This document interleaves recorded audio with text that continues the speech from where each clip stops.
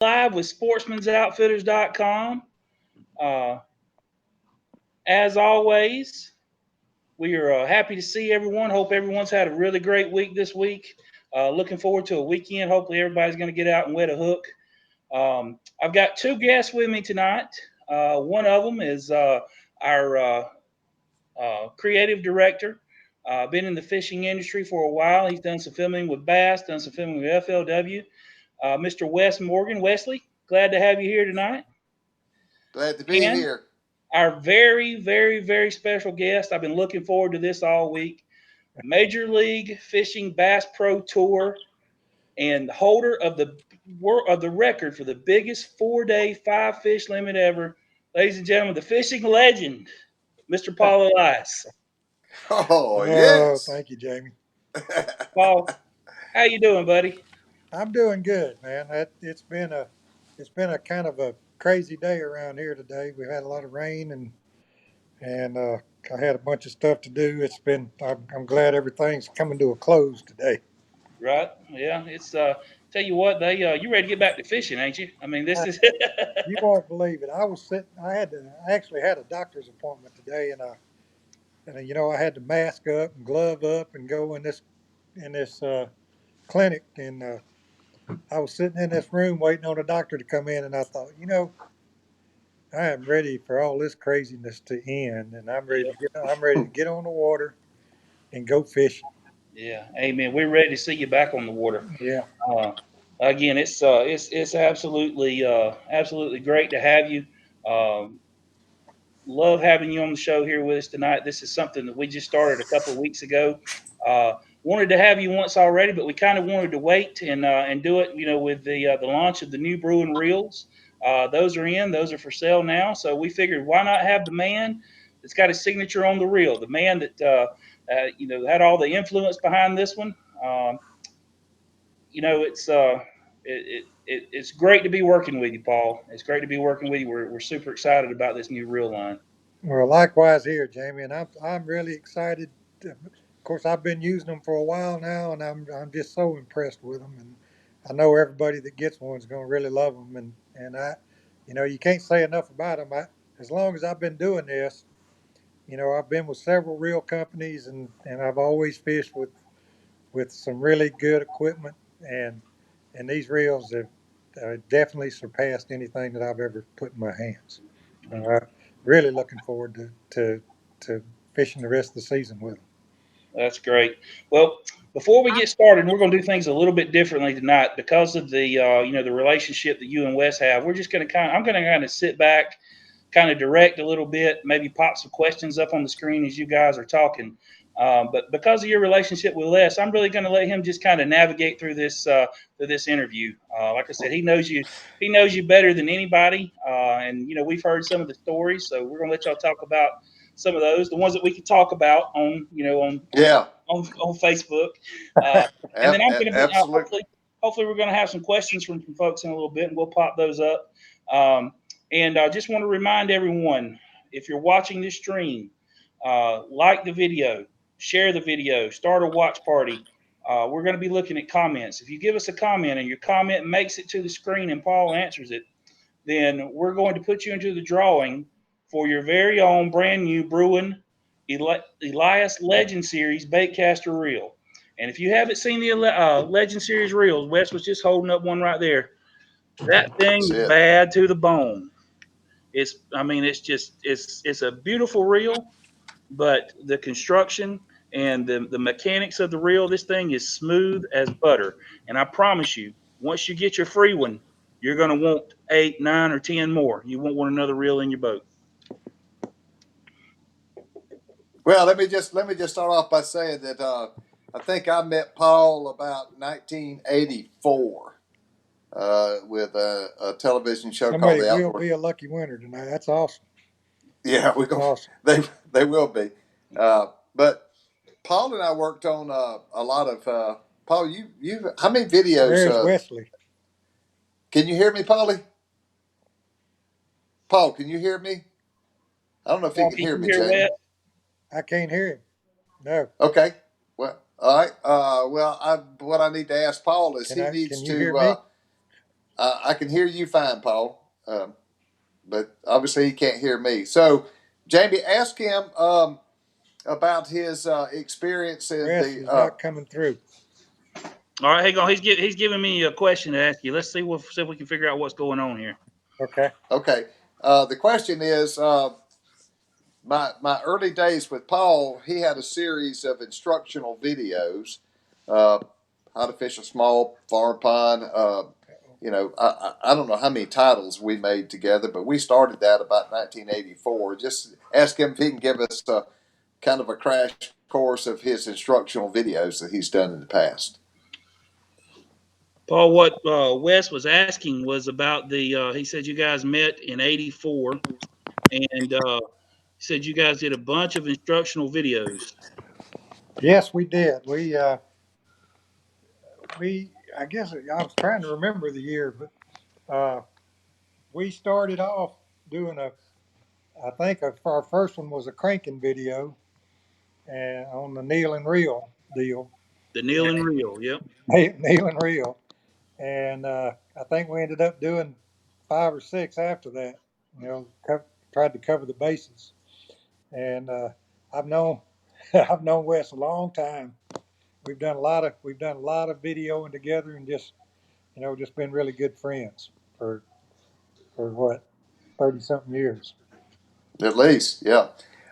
So, speaking of Neil and Reel, The Jamie, you know speak, we did video. And actually Wes was with me when I he was my camera guy when I won the FLW champion tournament down at Chapel. Morgan City on the Chaffalay Basin, and that was a I almost turned that into a fiasco making a wrong turn down there, but we Yeah, hey, we made it Jamie, in. We made it in pause him safe right there, anyway, Jamie. on He time. said Wes said hang on just a minute. I really wish we could get this audio figured out.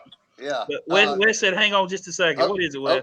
oh, okay, so audience out there, back in those days, the camera guys communicated by Yeah. text, and so we all knew what everybody had, and we were not supposed to tell the anglers like they do right now with MLF, where they can instantly update.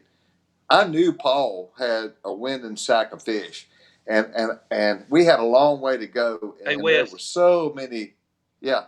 Hang on, let me see if I can bring you off and bring you back on. Let's Okay. see if we can get these technical difficulties figured out because I really want Okay. Paul to Go. hear what Go. you're saying here. So hang on Yeah. just a second, Go okay? ahead. All right, Paul, you still got me, right? I still got you. Okay.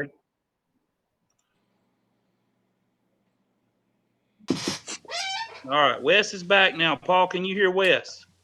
Paul. Can you No. hear me? Huh, Well, that's that just is. absolutely crazy. This was working before we did this video. Isn't that how it goes? Welcome to our world. Maybe you think maybe if I go off and come back on? Let's try it and see. Hang on. Yep. Tell you what, Paul. Let me click you off right here.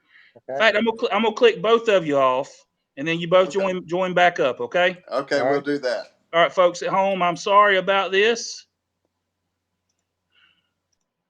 We'll be right back in just a second with Mr. Paul Elias and Mr. Wes Morgan. Again, we were operating just fine just a few minutes ago, and then as soon as we hit the live button, everything went out. But we have Major League Fishing Pro Paul Elias with us. He's a fishing legend, holds the largest um, 4-day 5 fish limit ever in bass fishing. All right, let's see. I got him back right here. Let's see what we can find. Hang on.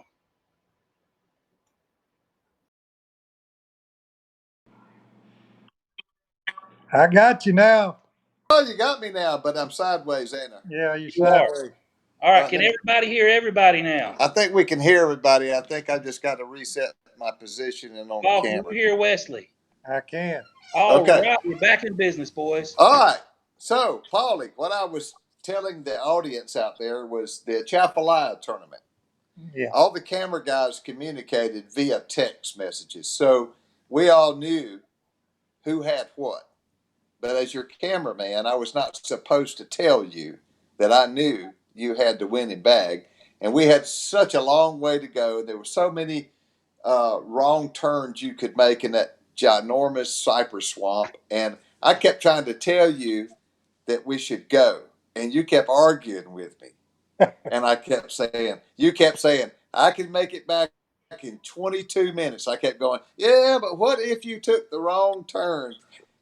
And you made me so mad that day, and you did take the wrong turn, didn't you? I did. I did. Yeah, but we But made it back. we made it back. Yeah. Praise the Hey, Lord. while we're I got something right here. Paul, you may or may not recognize this guy, but this has been touched on. He's from originally from over in the Laurel area, and he says funny story about Paul. At the last classic in New Orleans, when Paul's picture came up on the big screen, my youngest son said, "That looks like the guy we bought our Christmas tree from." He said it blew his mind when I told him it was. Yeah, you know what? I sold Christmas trees for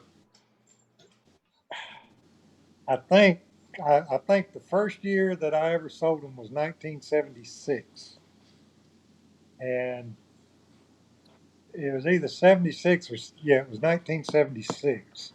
I sold them all the way every year up until Katrina in 2005, and I missed 2 years, and I went back to selling them for 5 more years after that. So I mean, I 30 something years. It was crazy. But Wow. yeah, that's really how I funded my first go at tournament fishing was through those Christmas trees. And I could pay my first couple of entry fees with the money I made off the Christmas trees, and I had to make it on my own after that. Wow. Well, now you were in your early days. Were you not a home builder contractor also? Well, I wasn't a home builder, but we built a few homes. But I was mostly remodeling work. We did a Yeah. lot of exterior remodeling and stuff like that. But yeah, actually had a pretty decent construction business going when all this came about. And after I won the classic in '82, you know, it, in '83, I really had to make a choice. I had to go one way or the other, and chose fishing. Thank God. Now you brought up something earlier, talking about our first video together was your crankbait video, your Neil and Reel video. Um, Paul, in your opinion, how has things changed since back then? I mean, crankbaits can go deeper, rods are longer. Do you still use the Neil and Reel technique in your? I do sometimes, and it's paid off several times. I can remember one tournament on Gunnersville. I think Skeet Reese ended up winning the tournament, uh, but I really I really had a chance, an opportunity to win that tournament. Had a bad second day, let a lot of fish get away. But Edwin Evers uh, showed up on the second day of that tournament. I'd caught 27 pounds the first day, but he did come by the first day and tell me that he'd found the fish and let me have it the first day. But he did come in there on the second day, and we were both kind of struggling with trying to catch him. And I started kneeling and reeling a 20 plus, uh, and for some reason I started getting a lot of bites.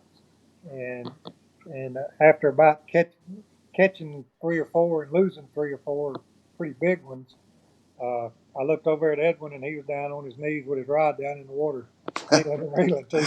And it was funny. What was funny about it was it wasn't a depth thing.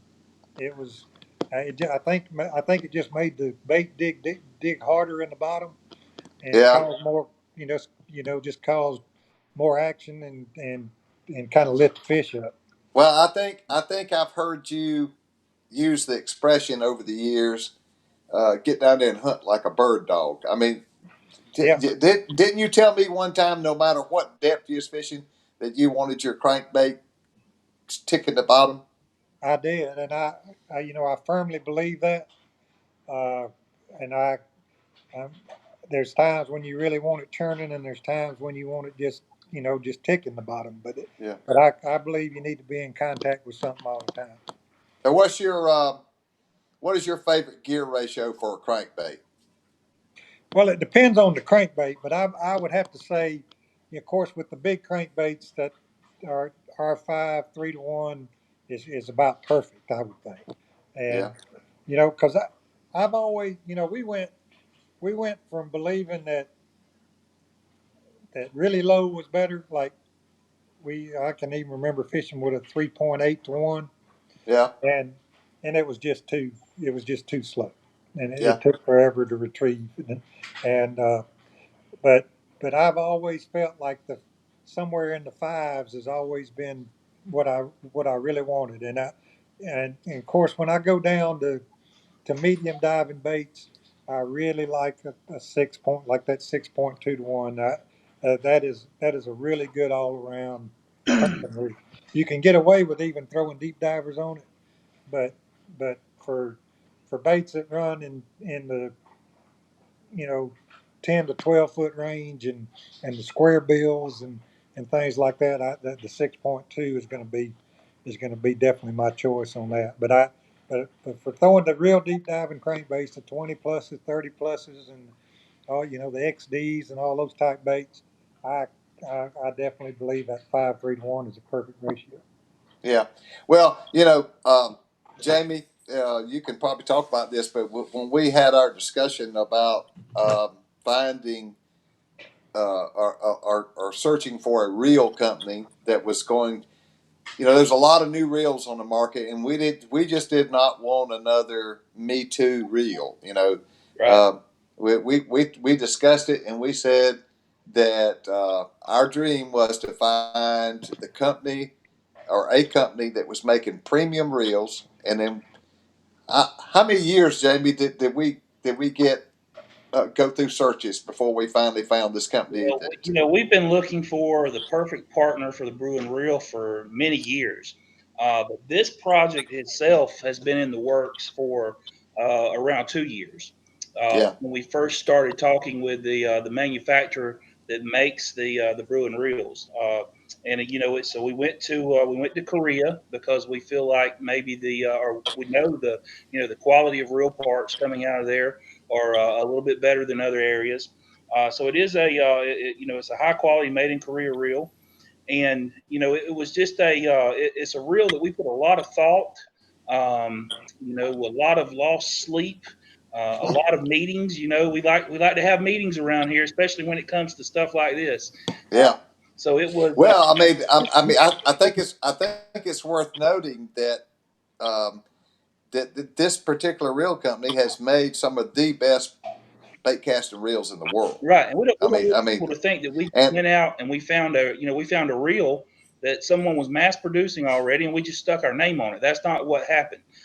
yep, A lot, like I said, a lot of thought and a lot of some customization, and some several samples. I mean, if you look over here at Tom's desk, I mean, there's real parts everywhere. We yeah. took some of the best parts from some reels and some of the best parts from other reels, and we just kind of Frankensteined them, and this is what we have. Um, And Paul, you could probably tell us about that aspect, because we came to you and wanted you to kind of like oversee this project as far as what you expected and demanded if you were going to put your name on it. Well, exactly, and I was concerned about that a little bit to start with because you had to, marketing wise, was it, I felt like we had to decide, were we going to come to the market with a reel that you could sell for $99 or whatever, or initially, or were we going to build a really good product and try to get it to the market at a real value at a value price. And uh, I was concerned that if we were going to do that, and if we were going to say what we've said about this reel, I wanted it to be right. And of course, as we tested and went along, we found flaws and and along the way, but you know That's why it took 2 years. well, yeah, that's right. We got it right. That's right. And That's that's right. that's very important to me, and it's very important to the guy that puts his money on the line to get a good product. Well, I mean, you know, honestly, not only is it well built, but it's really got some cool features that no other reel has. I mean, the dual cast control on the outside, so you don't ever have to open the reel up to adjust your brakes and stuff. I mean, you're a pro fisherman. You've told me recently that the the speed it takes you to dial in a bait, like if it's a lightweight bait and the wind's blowing, you told me that this is the fastest reel you've ever had to dial in, right? Well, it definitely is. I mean, Yeah, it's such an easy way to control everything, uh, and especially not having to open that reel up because when you're on the water and you gotta if you've got to change the braking system on your reel and you have to open that side plate, you're asking. I don't care. It's going to take time, but you're also asking for trouble because anything can happen. A yeah. wave can. I mean, I've had it all happen. I've had I think waves. I, I think Jamie's pointing that out. He's got a close up of the reel. So Yeah, for you guys out there, what basically he's showing you is the inner dial controls. Is that I get them confused. We talk about so much. The inner dial, is that the brakes or the magnet? that's the brakes, isn't it? Okay, so the inner dial is the brakes, which you used to have to take the side off to adjust, right? Yes, Okay, so the inner dial is the brake, the outer dial is the magnets. yes. So with that combination externally, you have I think 80 points of cast control. Is that right? That yes, and that then that might sound confusing to people. That's a lot, but it when it You when really it get a comes good angle. when it comes to fine tuning that reel to cast, you'll be amazed how quickly you can get it done. And Yeah. I tell everybody right now, if you take that reel and and turn turn that uh, spool adjustment on the right hand side of the reel uh, to where that bait is barely falling from the tip of the rod, and then Right. if you take those if you set your magnets on about 5 and the braking system on the middle control and start from there, you're probably going to just like it just like it is. But when you start from there, it is so quick to adjust to your castability that and the distance that you get out of that reel, the Oh smoothness yeah. and the I mean distance. I mean the distance is incredible. It is. I And mean, then, you can just about spool it on some lures. You can just well, about spool it. I've got a little pond behind the house that I stay in Laurel, and normally when I walk down there with a reel to test a bait or to to see how it's casting or whatever, I make a as long a cast as I can make really, and I don't quite get a. There's some trees growing on the other bank over here, and I don't quite get to them. And when I started walking back there with these reels and making that cast, I had to stop the bait because it was going to get across the little pond. So I was, Yeah. that's when initially impressed. But to know that, if you want to control your cast with this reel to the point of where you don't even really have to thumb the reel to cast, it's amazing what you can do with it. You can set it to where and still get distance. Any reel you Yeah. can set to where you don't have to thumb it, but you got to fight the distance thing, and Right. which affects your accuracy and everything else. But with this reel, you don't. Yeah. Hey guys, I got a question about the brewing reels right here. Chad Wise wants to know what's the best brewing reel for crankbaiting. I'm amateur at best, throwing them and trying to get better, maybe even to Neil and reel status. Well, if you're throwing a diving bait again, I would say if you're throwing a bait that's running deeper than 10 to 12 feet, I would choose the 5.3 to 1. That's the one. That would be my choice. The 5.3 to 1 would definitely be my choice. If you're not throwing the real deep divers, but if you're kneeling and reeling, you probably are throwing the deep divers. So I would say 5.3 to 1. But if you're throwing baits that run less than 12 feet, then you'd probably want to go with the 6.2. Paul, let me ask you a question right there. How does your rod length and your rod action affect your casting, as far as like crankbaits or things like that? Well, it really affects it a lot, and you really want a moderate tip action that because you want that thing to really load up and be able to shoot the bait out. But what you got to watch for on most cranking rods is a lot of them that have got a lot of glass in them are too limber, and they they the action is too far down the rod to suit me, especially when you're trying to cast into wind or things Yeah, like that with these bigger baits. So, I like a rod that's got some glass, in the tip and stuff, in the action of the rod, but I don't want it to be so limber that I'm feeling the action almost down in the handle when I'm making the cast. So right. so but the length of the rod means a lot. I would not go less than a 7.4 to 7.11 rod if I'm really throwing the bigger deep diving baits. I would definitely throw a longer rod. Yeah, Jamie, you got any other questions you need to ask right now, or you want me to Well, keep yeah, going? I've got a couple right here. Okay. We'll start with Brian Leslie. He says, I believe it was 1992, St. Johns River in Palatka, Florida. What lure did you use to weigh 27 plus pounds in a single day weight? Curious if you were deep cranking. No, I was not. I actually was throwing a tube on 6 pound test on a spinning rod. In Palatka, really on the St. Johns? Yeah, you're acting like Shaw Grigsby now.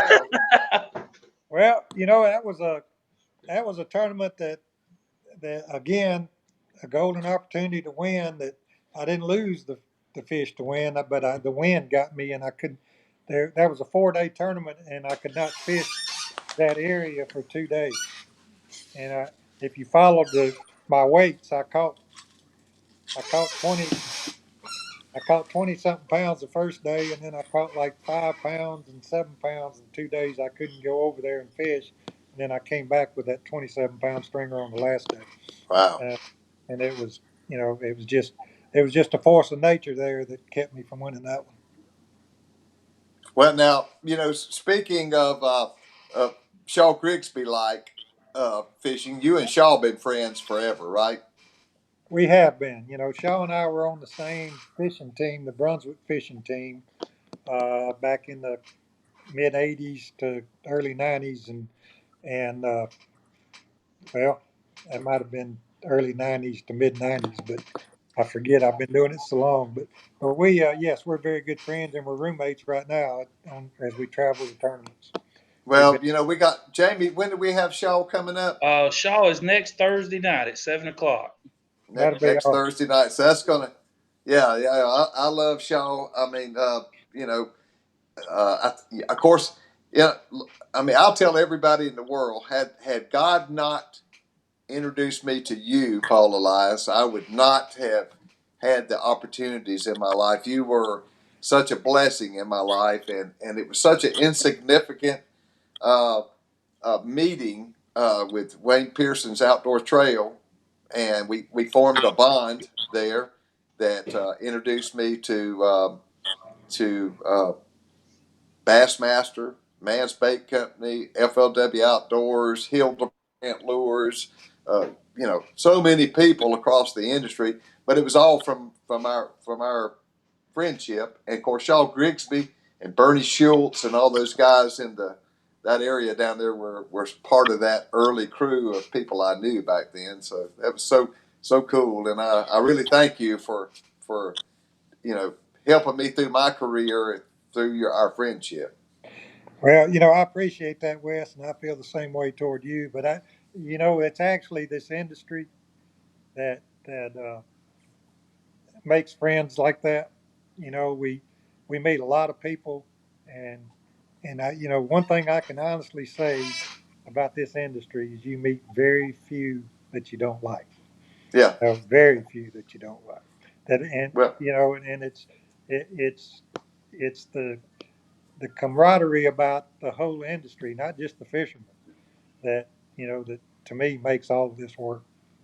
Well, I'll be honest with you. Our team at Sportsman's Outfitters, Jamie and Heath and Tom and Bree, all of us. I mean, we're like a family, and everybody there pretty much uses everything we sell. We hunt, we fish. I mean, these guys when a product box comes in with stuff, it's like vultures on the side of a highway on a possum kill. I hear you. Seriously, We do I like fishing I tackle. I found I found a box this week that was on top of a filing cabinet that everybody had forgotten was there. I don't know how long it's been there. Since November.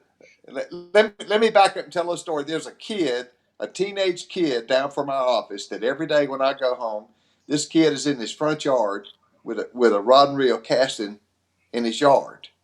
And every day when I go home, I think, man, I need to stop and talk to that kid and give him something. Because we got fishing tackle everywhere. So I talked with our team at work. We said, yeah, let's give him something. So I was looking around getting, these odds and ends in the office to carry this kid a gift pack. And I found this cardboard box and I opened it up. I said, hey, what's all this stuff? And Jamie said, where'd you find that? I said, it's just on top of the filing cabinet. It was like vultures. Everybody came in there, getting, so everybody got, I'll take one of these. And we made sure the kid got his pile too. So he got equal share Well, that's good. of our box there. I got a question from Eric Anderson. He says when the water goes from 57 to 62, back to 57 over several weeks, what are the bass doing? Pre-spawn, spawn? What's your thoughts on that, Paul? I would have to say pre-spawn. When you see those temperatures there, of course, I don't know what part of the country you're in, but I would definitely say that's pre-spawn, and that those kind of temperature changes like that, uh, especially the spawn time of year. That's one of those deals where it stacks the big females up in little ditches and on points and just things that they fall back to after they've already been cruising the shoreline hunting for a male to spawn with. They they'll fall back in and drop off in the first little place, and it's amazing the size fish you can catch. Usually it won't be a lot of numbers, but you might pull up on a little ditch turn or a creek bend and a little feeder creek bend, and you may catch 4 or 5 fish, and all of them 5 pounds plus. So those are real exciting times of year. But that temperature right there is the perfect the perfect temperature for the kind of setting up the perfect storm for catching those big ones. The Doug Miller says, Paul, talk to me about ledge fishing. I've not done it. I've heard a lot about it, and I just don't understand it. Doug's watching from Peoria, Illinois, by the way. All right, Doug. Well, Illinois is doesn't have a lot of lakes. I know you got Wren Lake around there, and you got the Illinois River. Uh, but as far as ledge fishing, you know, it's no different than bank fishing.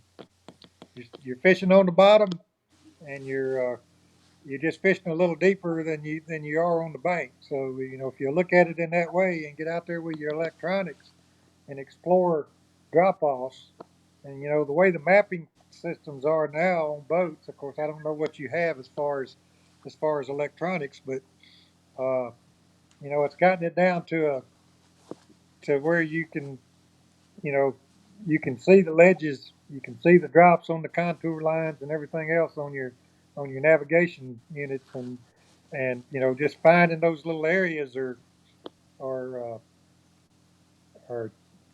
are it's a little tricky, but it's not near as tricky as it used to be.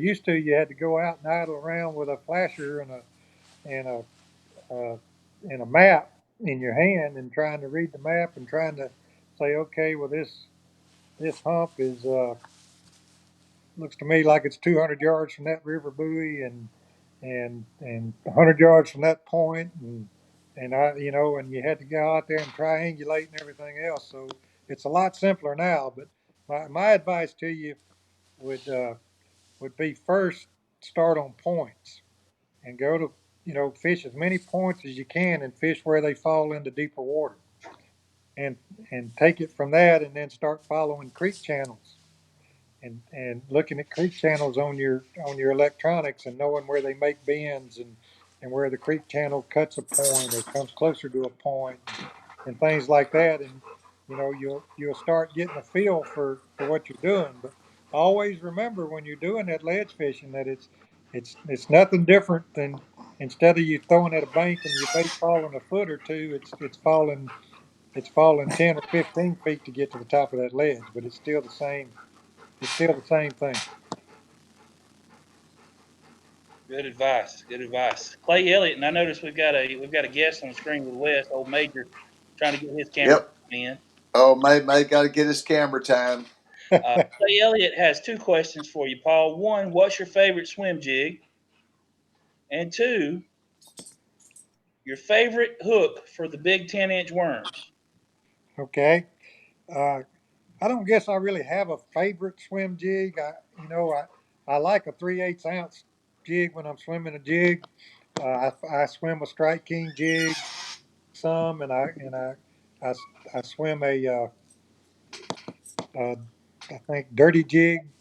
I swim those some, but mostly a 3/8 ounce jig, and I like to use it on 30-pound test uh, braid, and I use I use a braid that's called bass braid, but any 30-pound test braid, the small diameter line, I really like that. And if I'm in real clear water, I'll tie a fluorocarbon leader on it, about you know a 6 to 8 inch fluorocarbon leader, and onto that braid. But most of the time, I'll swim straight.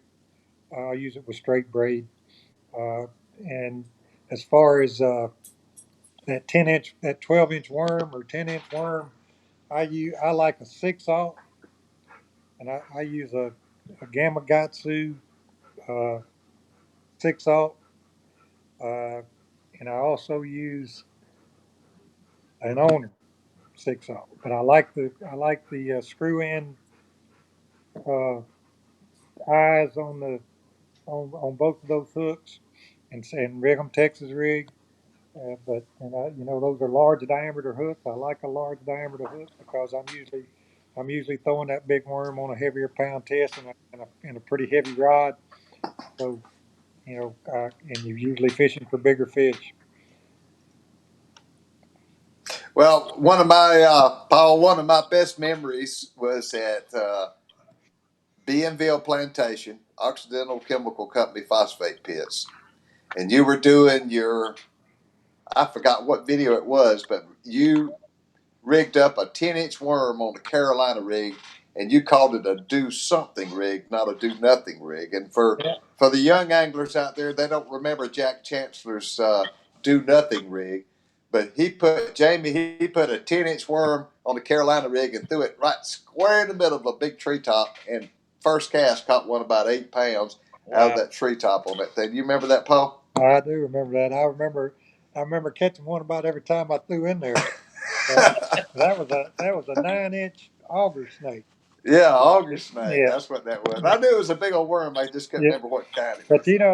those big worms are, of course, I set that all time record with that 12-inch jelly worm, Right? and uh, those big worms are hard to cast on a Carolina rig. You have to really go with a heavy weight. Of course, I was using a 1 ounce weight back then, but that was just a 9-inch worm. But when you go to those real big worms like the Zoom 10-inch worms and the Man's 12-inch jelly worm, and of course, several companies have got those big worms now.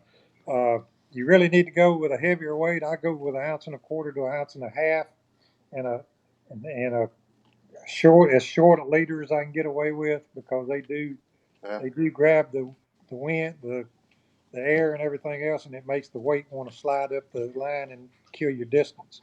So Well, actually, when you're throwing those big old things, you don't cast them; you lob them, don't yeah, you? that's You just pretty kind of much true. lob them out there, kind But of like the A rig. yeah, Hey, yeah. tell us about your A rig thing at Lake Gunnersville? Well, again, that was uh, that was a fortunate thing that happened to me.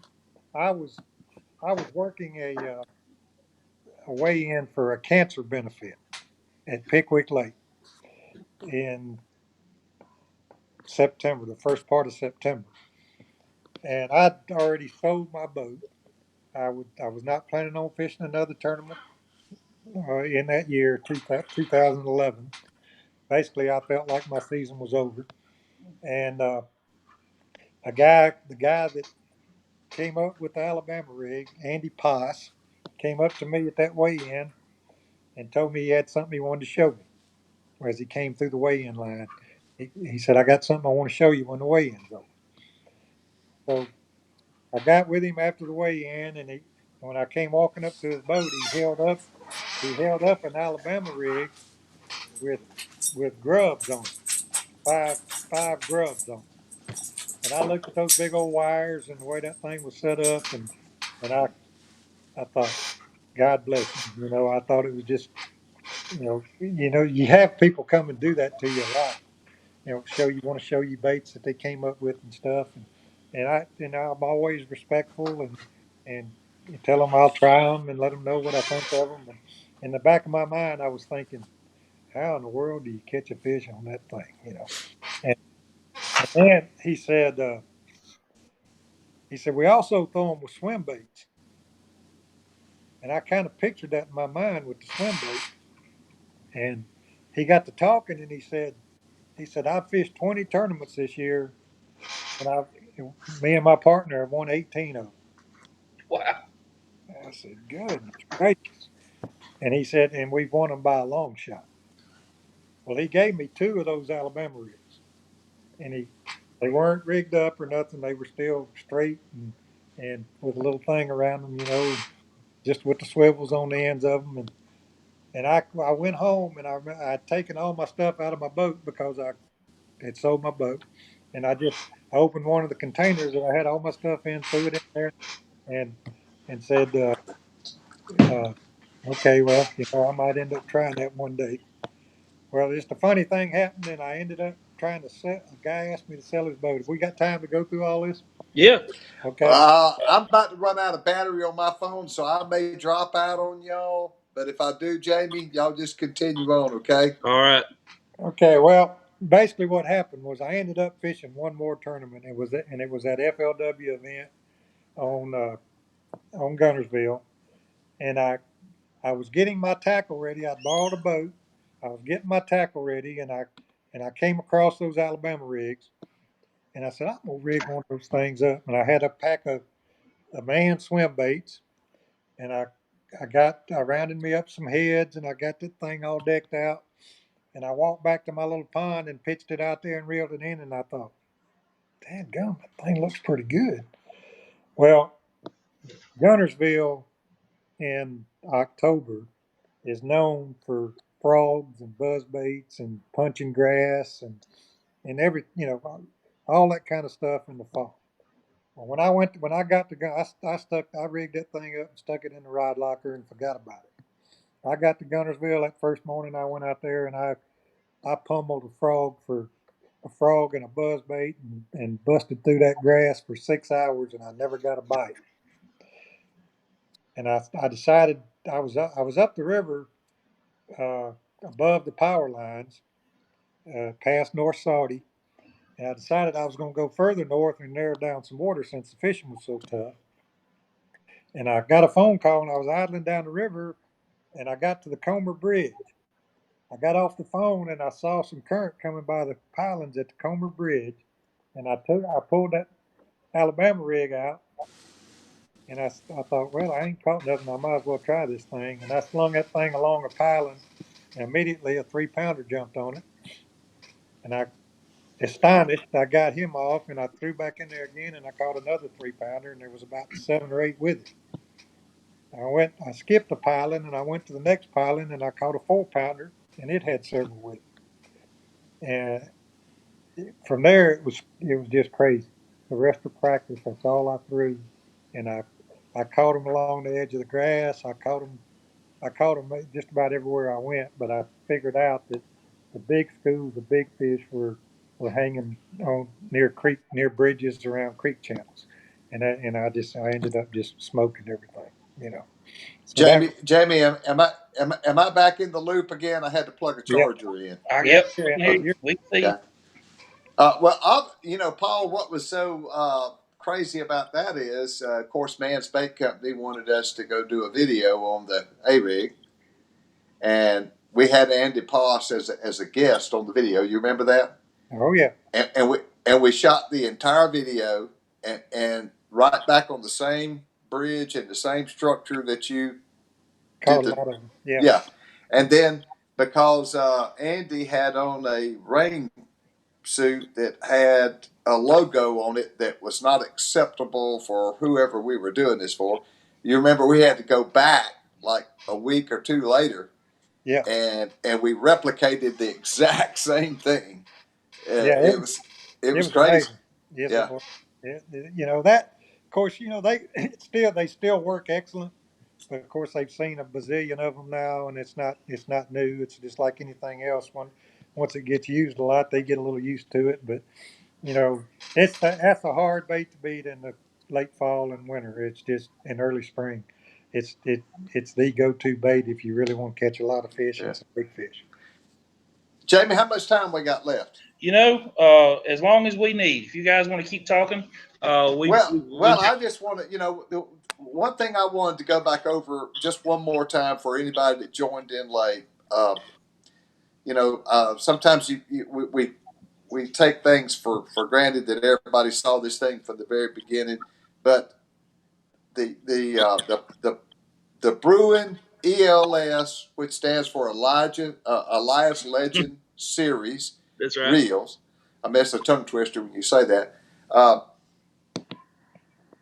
Paul, you can testify that one of the things that we all discussed early on in the project was that we wanted a reel that was going to be uh, top shelf quality, uh, comparable to any 300, 350, $400 reel, but we wanted to do that at fair market value, so to speak. Just like we did our coolers, like we did our crossbows. Anybody that's bought our Bruin crossbows, so. Uh, Long story short, we just kept searching till we hammered these people. And I'll be honest with you, the first year or two, this manufacturer that made this reel, they didn't even want to talk to us. They were big boys. They made a lot of the big name reels, and they didn't want to talk to us. But we kept after them, and Persistence. and we stayed with them till they finally said, "Okay, we'll build you a reel." And we said, "Okay, we don't want you just to build us a reel, but we want you to build us a reel to our specifications." And that's where your expertise came in. And I think we've done that, don't you, Paul? I really do. And again, another thing that I was afraid of when we started this project, once we decided we were going to build what we felt like was the best reel out there, I was scared that we were going to end up with having to market the reel in that same three or four hundred, that $500 range, and I was really I was concerned about that, but Tom and y'all all assured me that we were going to get it done and we were going to get it out there at a really good marketable Well, price. I think to only be fair to the viewers that's watching this, the reason we're able to do that is because we don't have uh, God knows how many brick and mortar, these gigantic stores with all these taxidermy mounts and all the employees and the insurance. We decided that we would go straight to the manufacturer and bring it straight to us. So we're skipping all that middleman stuff. I That believe we call that, and this was a phrase that was coined by Mr. Freeman himself, our vertically integrated in, supply chain. vertically integrated supply chain. That's right, straight to consumer. Now, if you can say that three times real fast, but all kidding aside, that's exactly what we did with the crossbows. I mean, our crossbows, our archery stuff, we did the same thing. We found who made the best crossbows, and we had them made for us. We we skip all the middlemen. The coolers, the rotomotive coolers, same way. So, and I think it's the wave of the future. You skip all that middle conglomeration. Everybody takes a cut. Everybody takes a cut. That's how we do it. It's not made cheaper. It's made actually. This reel's probably better. It's got some features that a lot of other reels don't have. So, It is. It's an awesome product, and I am definitely proud to have my name on it. Paul, I did get a just take a quick minute. We tried to bring Tom on. He's had a long day, had some obligations he had to take care of. But he did say, in fact, while he's burning his hamburgers while he's trying to watch the video, let me tell you how excited and what an honor it is to have you as part of this family now. Like I said, and those sentiments are just replicated throughout the whole office here. Again, we just can't express how much we love having you as part of this team and part of the Bruin family. Well, thank you very much, Jamie, and I'm proud to be a part of it. I'm really looking forward to it. well, I I'm done on my got end, one more Jamie. question. I got one more question that's popped up All Okay. right. from this is another one from Ben touched on. He's just looking for some advice, really, because he hadn't caught a fish in 20 years. He wants to know what's your favorite lake in Mississippi to fish. I would have to say Pickwick. Pickwick. Uh, yeah, Ross Barnett's a really good lake, uh, but yeah, I'm a ledge man, and I love ledge fishing. And Pickwick's just an awesome ledge lake. Tennessee River Lake. It's just a really, really awesome lake. It's a good one. I've been there, not on the Mississippi side, but I have fished there, and there are some good fish there. Uh, Wes, you got anything else you and Paul want to talk about? No, I just want to invite our viewers. Let's see. Next Tuesday night is who's coming up? Tuesday night we've got Randy Howell. It'll be Randy 7 Howe. o'clock Tuesday night, and then Thursday night once again we're going to have Shaw Grigsby. And Paul, if you want to come on and harass Shaw a little bit, you're more than welcome to join us. All right, I'll be glad to. That'd In be awesome. fact, in fact, we talked about this. Hopefully, in the future, we'd kind of like to have a little bit of a legends roundtable. Maybe you and Shaw and maybe Boyd or a few other guys that have been around the trail for a little while that can kind of tell some stories that maybe some of this younger crowd haven't heard. Yeah, we can do that. Oh, we could tell some stories. Yeah, it'd be awesome. All right. Well, Wes, if you're done, Paul, we appreciate it, guys. For everyone watching, you can find the Brew and Paul Elias Legend Series reel at sportsmansoutfitters.com. Available for purchase exclusively at sportsmansoutfitters.com. You can also find the other Bruin product lines, the Bruin coolers, the Rotomotor coolers, and the Bruin crossbows. Those come in several different speeds, and if you're an avid outdoorsman, they're really the best price point crossbow on the market right now, and we've replicated that with this reel. I promise you. In fact, we have a no hassle return policy. If you buy a Bruin Paul Elias reel within 30 days, if you're not happy with it, we'll take it back and issue a 100% refund.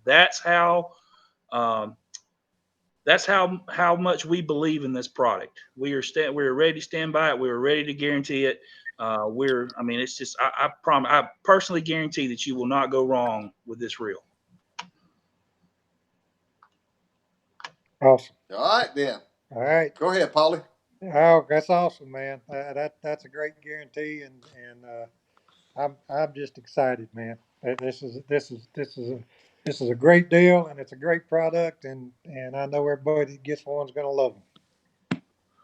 All All right. right. So just so y'all know that we're real people here. You know what I'm fixing to do, Paul? Do what now? I'm sorry, I missed you. I said just to let the audience know we're real people. Do you know what I'm about to do? I'm about to go put a steak on the grill. Oh, that's right. Paul thought you were about to embarrass him somehow. No, I was waiting on that one. no, I've got a steak to put on the grill. Uh, all You right, guys. noticed I was scared to ask. All right, guys, love y'all. Y'all have Talk a Thank you, great later. buddy. night. For everybody tuning in, thank you, and we'll see you next time. All right, thank See y'all. you. See you.